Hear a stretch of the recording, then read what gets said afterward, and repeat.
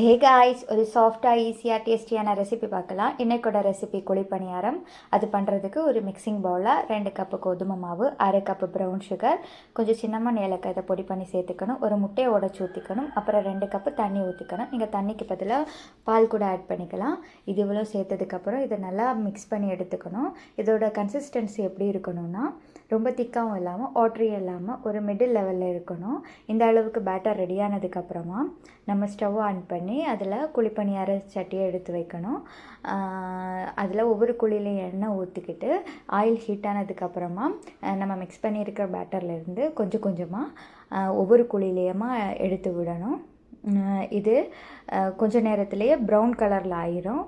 ஒரு side brown colour ஆனதுக்கப்புறமா நம்ம திருப்பி போட்டுக்கணும். திருப்பி போட்டதுக்கப்புறமா 2 சைடு ப்ரௌன் கலர் ஆனதுக்கப்புறமா இதை எடுத்துக்கணும். அவ்வளோதான், நம்ம சாஃப்டாக டேஸ்டியான குழிப்பணியாரம் ரெடி.